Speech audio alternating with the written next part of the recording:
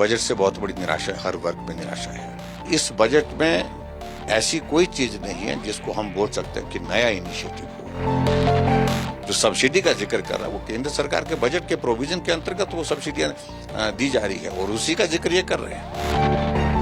हिमाचल प्रदेश के मुख्यमंत्री ने आज वित्त मंत्री के रूप में बजट पेश किया है। व्यवस्था परिवर्तन करने वाला बजट इसे बताया जा रहा है, ग्रीन बजट कहा जा रहा है। तो क्या कहना है नेता प्रतिपक्ष का? जयराम ठाकुर जी हमारे साथ यहाँ पर मौजूद है। सर, आज बजट पेश किया गया है, सबसे पहले आपसे जानना चाहेंगे कि जिस तरह से कहा जा रहा था व्यवस्था परिवर्तित होगी, बहुत सारी इसमें नई जो चीजें उसे ऐड किया जाएगा, हर वर्ग को इसमें जो लाभ है वो मिलेगा, क्या कहना चाहेंगे? देखिए, इस बजट से बहुत बड़ी निराशा है, हर वर्ग में निराशा है। बहुत दिनों से मुख्यमंत्री जी बोल रहे हमारा बजट आने दीजिए, बजट आने दीजिए, और हम भी सोच रहे थे कि बजट में कुछ बड़ा होगा, बड़ी अच्छी चीज होगी।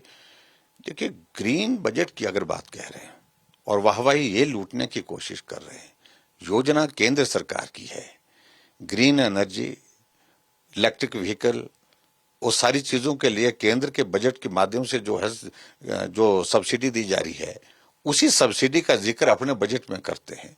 तो इससे बड़ा दुर्भाग्य क्या हो सकता है? और दूसरी बात, आप स्टेट की ओर से अपना क्या कर रहे हैं?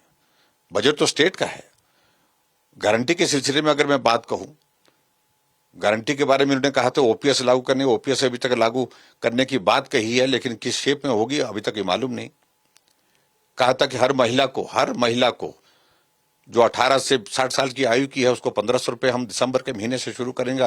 आज मार्च का महीना निकल गया आधा, और उसके बाद अभी जो घोषणा की और उसमें यह कहा कि 2,31,000 महिलाएं जिनको पेंशन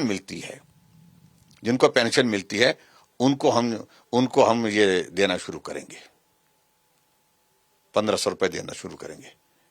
लेकिन जब सच्चाई उसमें देखी हमने कि किसी को पेंशन 1000 रुपए मिलती है, किसी को 1150 रुपए मिलती है, तो इसका मतलब जिसको 1000 में मिलती है तो 500 रुपए डाल करके उसको कहेंगे कि गारंटी हमारी पूरी हो गई।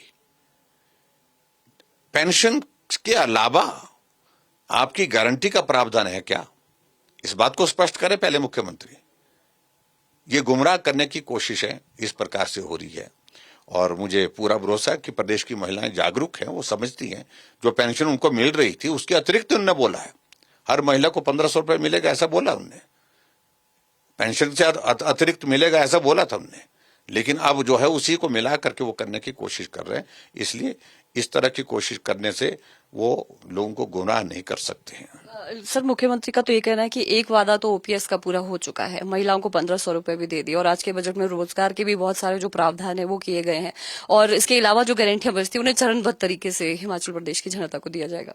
नहीं, तो अभी तक चरणबद्ध तरीके से वो गारंटी को पूरा करने की बातें उन्होंने कहा तो यही था कि पहली कैबिनेट की पहली बैठक में हम करेंगे। उन्होंने कहा था कि दूध हम 100 रुपए भैंस का, 80 रुपए गाय का लेंगे, 2 रुपए किलो गोबर का लेंगे, 300 यूनिट बिजली का देंगे। ऐसी एक नहीं है, 5 लाख लोगों को रोजगार देंगे। इन तमाम बातों का जिक्र किया था, लेकिन सही मायने में इस बजट में अगर आप देखें कि गारंटी की तो बात एक जगह, लेकिन गारंटी से हट करके इस बजट पे अगर नजर मारें तो इस बजट में ऐसी कोई चीज नहीं है जिसको हम बोल सकते हैं कि नया इनिशिएटिव हो।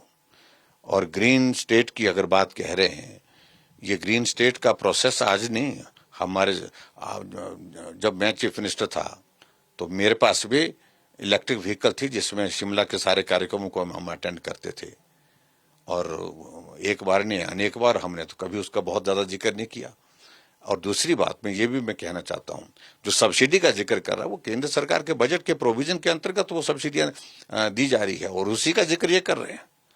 और जैसे ये कह रहे हैं कि हम ग्रीन कॉरिडोर बना करके हम तैयार करेंगे, और मैं उनको शुभकामनाएं देता हूं। जिस तरह से उनने जो ग्रीन कॉरिडोर जो बताए गए हैं, मुझे नहीं लगता कि 10 सालों में वो पूरे होंगे। सर, बजट में उन्होंने कहा कि रिसोर्स मोबिलाइजेशन होगा, रेवेन्यू किस तरह से जनरेट किया जा सकता है कि हिमाचल प्रदेश की जो आय है वो बढ़े। क्या आपको लगा जो बजट पेश किया गया उसमें इस तरह के जो प्रावधान किए गए, क्योंकि जिस तरह से शराब पर यहाँ पर जो रेट है वो यहाँ पर बढ़ा दिए गए, उसकी वजह से भी इनकम होगी, थोड़े और जो रिसोर्सेज है उसको लेकर भी बातचीज की गई इस बजट में। ठीक है, हम इंतजार करेंगे, अब देखेंगे अब किस प्रकार से होगा। लेकिन जहां तक शराब के इसमें एक्साइज पॉलिसी में इसमें चेंज किया है, और एक्साइज पॉलिसी में जो चेंज किया है उसमें बड़े लोगों को काम देने का नहीं फैसला किया। और जो लोग छोटे छोटे लोग वो सब खत्म हो गए। और क्योंकि बड़े लोगों से बड़ी बातें हो सकती हैं, वही कर सकते हैं उन चीजों को, और इस तरह से वो सारी चीजें जो करने की कोशिश कर रहे हैं।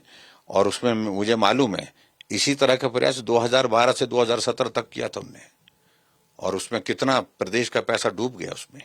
वो बड़े लोग चले गए, पैसा दिए भी ना चले गए।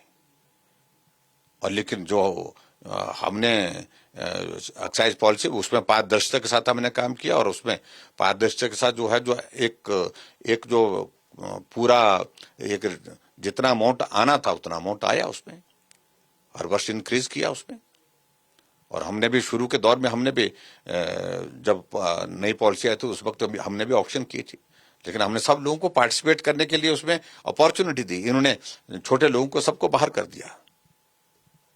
सर, नई योजनाएं भी काफी ज्यादा इसमें लेकर आए गए। शिक्षा के क्षेत्र की बात की जाए, स्वास्थ्य के क्षेत्र की अगर बात की जाए, आपने कहा कि पुरानी सरकार जब बीजेपी की सरकार थी उस समय की जो योजनाएं, नाम बदले गए, बहुत सारी योजनाओं को तो जिक्र भी इसमें यहाँ पर नहीं किया गया। क्या आपको लगता है कि आपके समय में जो योजनाएं चल रही थी उसका लाभ नहीं देने या फिर उन योजनाओं को बंद करने का वर्तमान जो सरकार? देखिए, अगर उन योजनाओं को अगर बंद करेंगे ना तो उनका चलना मुश्किल हो जाएगा। हिमकेयर के अंतर्गत लाखों लोगों, 3 लाख से ज्यादा लोगों का इलाज मुफ्त हो चुका है। अब हिमकेयर को समाप्त करने के लिए कोशिश कर रहे हैं। इस बजट में कोई जिक्र नहीं हिमकेयर के लिए क्या बजट प्रावधान किया। सहारा योजना के अंतर्गत जो गरीब लोग हैं, 20,000 से ऊपर लोग हैं, वो जो बिस्तर पर पड़े लाचार बेबस लोग हैं, उनके लिए 3,000 रुपये हर महीने का बेचते तो उसका क्या हुआ? उसका कोई जवाब नहीं है। अब हिमाचल प्रदेश में हम शगुन योजना हमने शुरू की थी ऐसे बेटियों के लिए, जो बीपीएल परिवार की जो बेटियां, गरीबी रेखा से नीचे की बेटी शादी होगी तो 31,000 रुपये हम सरकार की ओर से शगुन देते थे, उसका कोई जिक्र नहीं है, बंद कर दी गई। और इसी तरह से हमने हिमाचल प्रदेश में गृहिणी सुविधा योजना शुरू की थी कि हर घर में गैस का चूल्हा पहुंचे, उसका कोई जिक्र नहीं है। अटल आदर्श विद्यालय का हमने शुरुआत उसका नाम बदल करके राजीव गांधी के नाम पर कर दिया गया। मुख्यमंत्री स्वावलंबन योजना हमने हिमाचल प्रदेश में बेरोजगारों के लिए शुरू कर दी, उसका नाम भी राजीव गांधी के नाम पर जोड़ दिया। क्या करना क्या चाह रहे हैं आखिरकार? कोई भी दिशा नहीं, कोई भी सोच नहीं, कोई भी इस बजट में जो है उम्मीद नहीं है, जिसको मैं कह सकता हूं बहुत दुर्भाग्यपूर्ण। आगामी समय क्या रणनीति रहेगी आप लोगों की जो बजट पर चर्चा रहेगी? मैं उस बात पर यही कहना कि हमारे कुछ मुद्दे तो स्थायी रूप से खड़े हैं। जो हमने बात कही है कि जो संस्थान बंद किए उसके बारे में रुख स्पष्ट करें। विधायक क्षेत्र विकास निधि बंद कर दी, और जिसका बजट प्रावधान हमने पिछली सरकार में किया था 2 लाख रुपए, 2 करोड़ रुपए और 1.5 करोड़ रुपए हम जारी कर चुके थे अपनी सरकार के दौरान। और अभी जो 50 लाख रुपए उसका जो बचा था, एक किस्त बची थी, उसको भी उन्होंने खत्म कर दिया। आज के भाषण में हम कहते रहे, विधायक कहते रहे कि उसका जिक्र करिए आप, वो बंद कर दी गई। तो इसलिए बहुत दुर्भाग्यपूर्ण है योजनाओं को, भाजपा की योजनाओं को बंद करना, और बंद करना जो बंद नहीं हो सकी तो उसके नाम बदल देना, यही वर्तमान सरकार का इस बजट में दृष्टिकोण रहा है। बहुत बहुत शुक्रिया सर बातचीत के लिए। Thank you please. जी, तो ये थे नेता प्रतिपक्ष जिन्होंने सीधे तौर पर कहा है कि आज का जो बजट है उसमें व्यवस्था तो परिवर्तन नहीं हुई, लेकिन पुरानी सरकारों की जो योजना है उनका नाम जरूर बदला गया। किसी भी तरह के जो वादे प्रदेश की जनता से किए थे सरकार ने, वो कुछ भी पूरे नहीं हुए। बहरहाल हम कह सकते हैं कि प्रदेश की जनता को बरगलाने का प्रयास इस बजट के माध्यम से किया गया है। आने वाले समय में विपक्ष इस मुद्दे को सदन में जरूर उठाएगा और रणनीति भी इस चीज को लेकर जरूर बनाई जाएगी। शिमला से कैमरा पर्सन अनीश चौहान के साथ रेशमा कश्यप, डेली पोस्ट पंजाब हरियाणा हिमाचल।